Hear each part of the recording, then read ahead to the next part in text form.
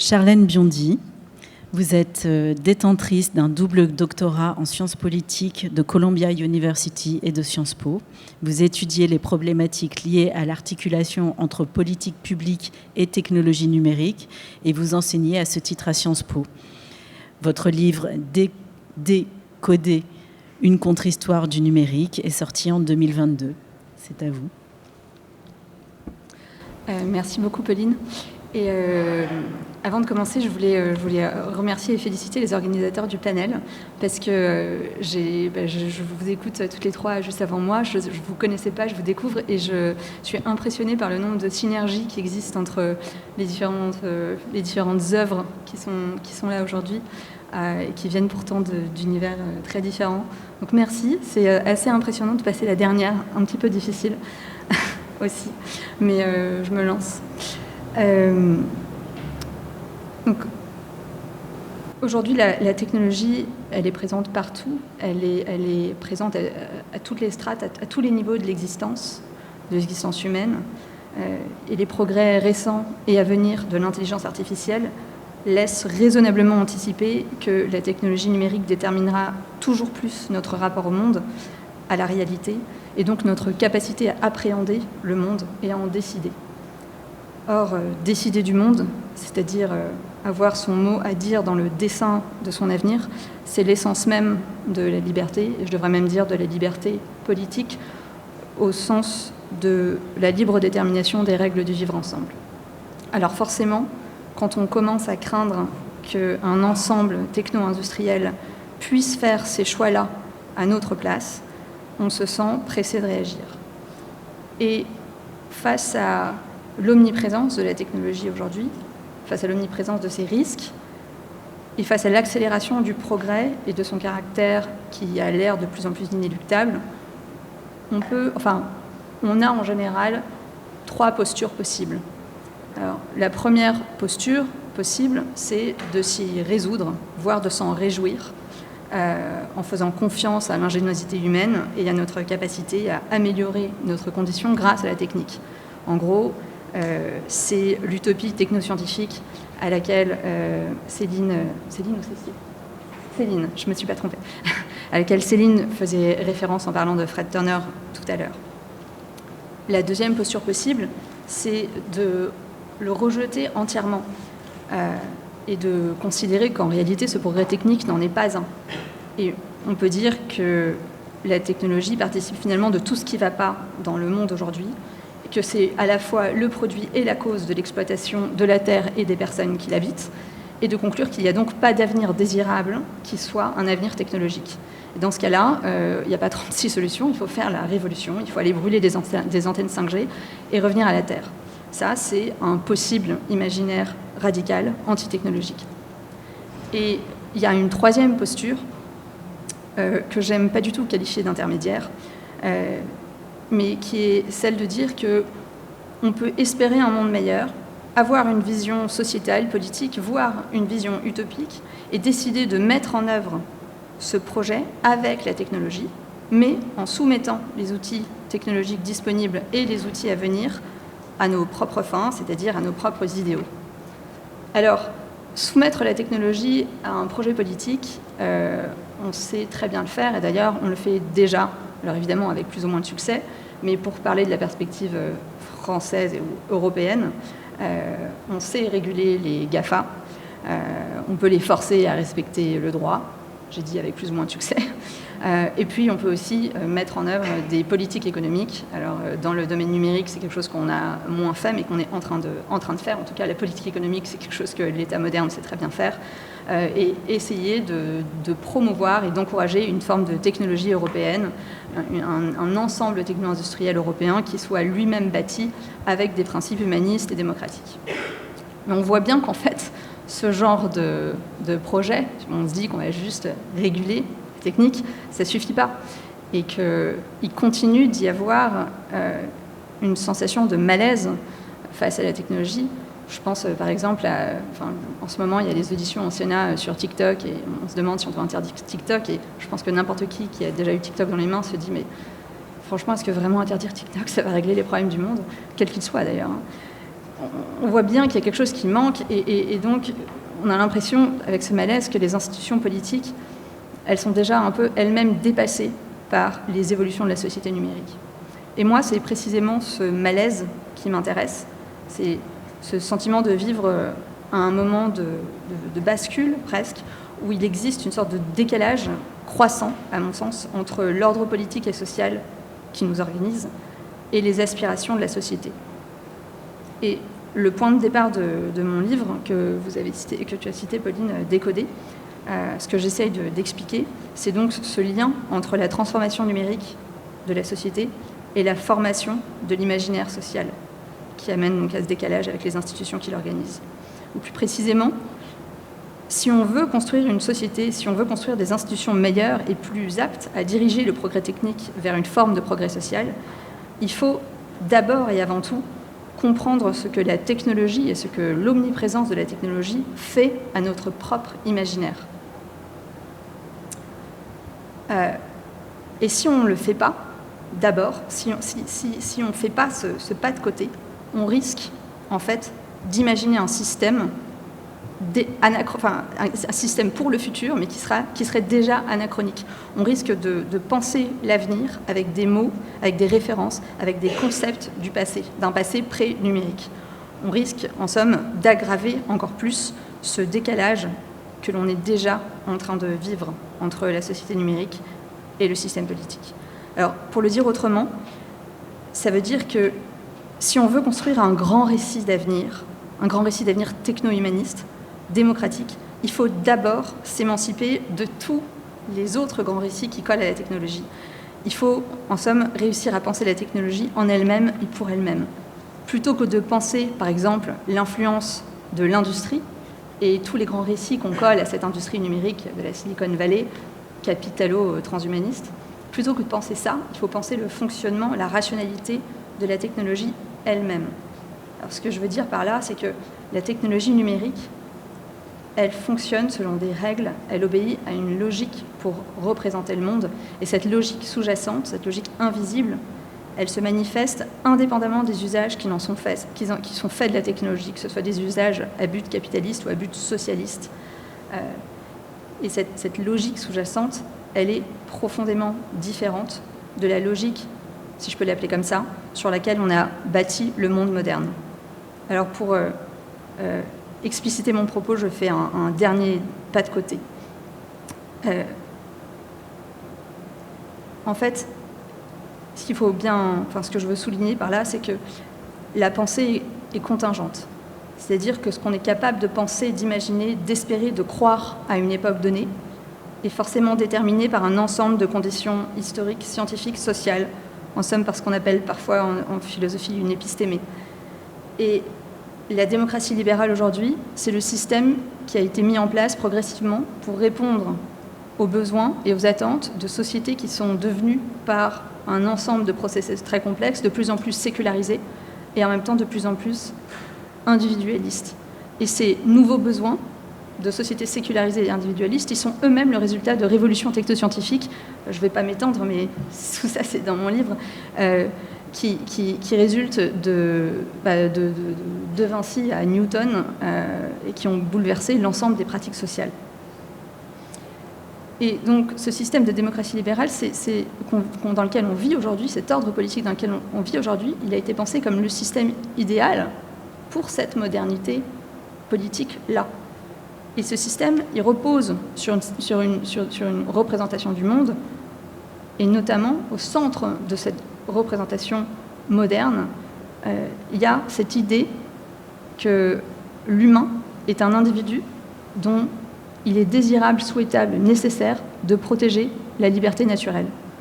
Et ce postulat essentiel, cet idéal d'un individu libre, né libre, il est aujourd'hui concurrencé par d'autres postulats qui sont les postulats sur lesquels sont construites les représentations numériques du monde. Alors, des premières explorations de la technologie numérique avec les cybernétiques dans les fin des années 50, début des années 60, jusqu'à ChatGPT, la technologie numérique, elle fonctionne toujours de la même façon, c'est-à-dire qu'elle consiste à traduire le réel en données numériques, à le représenter à travers cette forme de numérisation, à représenter les phénomènes du réel, les phénomènes humains, voire à les anticiper. Et donc, dans cette traduction numérique du réel, pour expliquer les actions humaines, pour les représenter, la data, la technologie numérique, n'a jamais besoin de faire le postulat que l'individu, que l'objet qu'elle représente est potentiellement un individu libre qui fait ses choix librement. Elle aborde l'humain indifféremment du non-humain, c'est-à-dire que hommes et objets et animaux sont représentés de la même façon, comme un point, comme un organisme qui réagit à son environnement en termes d'input et d'output. Du coup, la grande question pour moi, c'est de comprendre ce qui se joue quand on vit dans un monde où l'essentiel aujourd'hui de la production du savoir, de la production de la connaissance, de la production de la valeur, est produite par des systèmes qui restent profondément indifférents à ce postulat d'un individu libre. Et je crois qu'une des choses essentielles qui se joue, c'est la façon dont la technologie vient transformer le sens qu'on donne aux choses, dont elle vient filtrer notre rapport au monde et redéfinir progressivement la façon dont on se le représente nous-mêmes. Et donc, lorsqu'on réfléchit à l'enjeu politique du numérique, il faut oser imaginer que la liberté des modernes, telle que l'avait formalisé un des pères fondateurs du libéralisme français, Benjamin Constant, pour nous, elle est peut-être déjà une liberté des anciens. Alors, en conclusion, ce serait, il me semble, une erreur fatale de croire qu'on pourrait penser le politique, et a fortiori l'avenir du politique, avec les mêmes conceptions de la liberté, de la démocratie, etc., que celles des générations passées.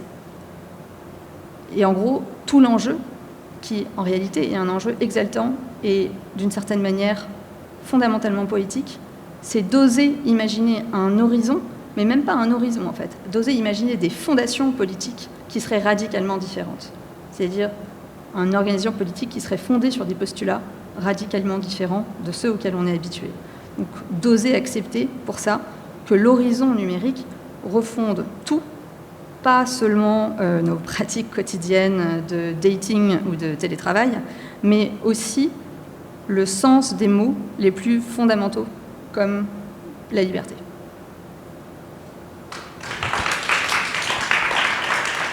Merci Charlène pour cette présentation très stimulante. Mais alors, qu'est-ce qu'on fait? Quelles sont les pistes? Justement, en fait, j'avais jamais pensé à le présenter comme ça, mais j'ai eu l'idée en écoutant les intervenantes précédentes. En fait, je crois que moi, ce qui me travaille, c'est les conditions de possibilité de l'utopie. Alors, je ne devrais pas dire ça, parce qu'on vient de passer 3 heures à dire que l'utopie, ça ne devrait pas se réaliser, mais les conditions en fait, ce que je veux dire par là, c'est que mon constat, c'est pas un constat négatif. C'est juste une invitation à penser différemment. Et quand je dis, j'ai utilisé tout à la fin le mot poétique, mais en fait c'est un mot essentiel c'est la vision essentielle de mon livre. C'est qu'en fait aujourd'hui on est face à une transformation qui est tellement radicale que la seule façon de penser le politique, c'est de le faire avec une créativité énorme qui relève du poète. C'est-à-dire du poète au sens pas de juste réenchanter le quotidien, mais du poète au sens de, je sais pas moi, la correspondance baudelairienne, c'est-à-dire cette capacité à faire émerger une réalité qui n'existe pas, qui n'a jamais existé, et pourtant, quand Baudelaire fait sa correspondance, ça parle à tout le monde et tout le monde la comprend, et puis une image fait qu'on voit, qu'on envisage, qu'on imagine tout à coup une réalité nouvelle. Je pense que c'est ça qui devrait être aujourd'hui l'objet de la théorie politique quand on s'intéresse au numérique, c'est comment on fait pour penser l'avenir sans être anachronique, c'est-à-dire sans faire la même erreur que les révolutionnaires en 1789, c'est-à-dire qui ont instauré un régime qui a mené à la terreur parce que ils s'étaient plantés, comme l'a dit Benjamin Constant. Ils avaient cru que la liberté que le peuple voulait, c'était la liberté des anciens, des Grecs, la liberté politique. Ils n'avaient pas compris ils n'avaient pas compris le besoin du privé, le besoin de la liberté, le nouveau sens que leurs contemporains donnaient au mot liberté. Et il a fallu la terreur, il a fallu un désastre pour qu'on s'en rende compte et qu'on arrive à penser le libéralisme politique. Et moi, je pense qu'aujourd'hui, on est à un point de basculement qui est similaire. C'est-à-dire qu'en fait, on se retrouve avec, avec un ordre politique qui est fondamentalement anachronique par rapport à ce que vit la société numérique. Alors, je ne dis pas que le désordre social est uniquement le fait de la transformation numérique. Ce serait évidemment débile et réducteur de penser ça. En revanche, je pense que la numérisation du social a un impact politique énorme, et politique au sens pas de la désinformation et des fake news, même si ça c'est un impact, et c'est un impact, je dirais, presque de surface, mais un impact sur justement sur ce que j'appelle le monde commun, c'est-à-dire sur la façon dont on commence à se représenter les choses, la façon dont on est en train de changer le sens qu'on met derrière les mots, à tous les niveaux. Et qu'il n'y a plus rien en face, il n'y a plus rien d'institutionnel qui reflète ces changements. D'accord. Et est-ce que vous auriez... Pardon, excusez-moi. Est-ce que tu aurais des exemples de choses, d'expériences actuellement en cours qui, justement, pour toi, vont dans le bon sens ? D'expérience d'imaginer le... D'expérience ou d'art, de création, c'est bête, mais par exemple, je pense à la gouvernance du web, qui est une gouvernance très particulière, par exemple. Oui, tout à fait. Effectivement, il y a dans la technologie elle-même, avec notamment les nouvelles technologies dites décentralisées, comme la blockchain, il y a plein de nouvelles tentatives de redispersion du pouvoir, pour utiliser un gros mot, au sein des utilisateurs, etc. En fait, je suis simplement sceptique, mais c'est peut-être un biais lié à ma profession, entre guillemets, mais je suis assez sceptique du fait que la solution à l'ordre politique pourrait venir de la technologie elle-même. J'ai envie de dire que non, elle doit venir précisément l'effort de créativité qu'il y a derrière, ça doit être un effort humain. Et donc je sais pas, moi, ce qui m'intéresserait, c'est de réussir à développer une sorte de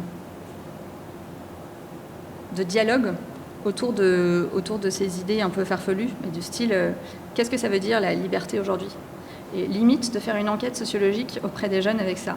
Et j'ai eu cette idée-là parce que je donnais un cours juste à la fin de ma thèse à la Sorbonne. C'était un moment hyper difficile pour les élèves parce qu'il y avait les grèves, tous les trucs, bref. Et je leur ai fait un cours sur le comportementalisme de la psychologie américaine, et notamment sur le comportementalisme radical, qui est une thèse en fait selon laquelle l'homme n'est pas libre, et en fait à chaque fois qu'on croit être libre, c'est qu'en fait on est bercé d'illusions. En fait, on est simplement le fruit de notre environnement, c'est-à-dire qu'on est vraiment ce que la data voudrait faire de nous. Et ça date des années 60, donc c'était bien avant le big data et compagnie. Mais en fait, les concepteurs de la science algorithmique se sont beaucoup inspirés des thèses comportementalistes pour modéliser, pour faire leur modèle. Et donc, le behaviorisme radical, c'était une thèse qui, pour moi, à 20 ans, m'aurait semblé absolument inacceptable, qui me disait qu'en fait, je suis vraiment un pigeon, et que comme un pigeon, je peux être entraîné à faire n'importe quoi, parce que toutes mes réactions, même celles qui ont l'air le plus libres, les plus irrationnelles, les plus folles, sont en fait simplement le produit de l'histoire des stimuli de laquelle je suis le réceptacle dans ma vie. Et je dis ça à mes élèves de 20 ans ou 21 ans à la Sorbonne, et je pensais les stimuler, et je pensais qu'ils allaient tous s'indigner, et en fait ils ont trouvé que c'était pas fou comme idée. Et j'ai ma meilleure élève au premier rang qui m'a dit, mais moi je leur dis, mais vous vraiment, mais on vous dit que vous êtes des pigeons, et je me dis, on est des pigeons, madame. Et vraiment, je raconte cette anecdote à la fin du livre, et c'est vraiment un des moments qui m'a le plus fait bugger dans ma très courte carrière de chercheuse. Et Et j'ai pas la réponse. Je sais pas, je peux pas dire, oui, aujourd'hui, les jeunes n'ont plus un désir de liberté politique, mais un désir de liberté qui s'apparente à, je sais pas moi, changer d'apparence avec leur avatar, j'en sais rien. Je vais pas dire ça, je sais pas. Mais c'est très possible qu'en fait, dans l'expérimentation du social, du vécu entièrement numérisé, il y ait une nouvelle image, une nouvelle façon d'expérimenter et de désirer la liberté qui ne ressemble pas à celle d'avant. Et je pense que c'est un terrain de recherche politique extrêmement fertile et absolument inexploré, notamment parce que ça a l'air complètement farfelu. C'est pour ça que peut-être que les théoriciens ne sont pas les mieux placés pour le faire et qu'en fait, il faut que ce soit des artistes. Donc, tout l'intérêt des panels comme le vôtre. Merci.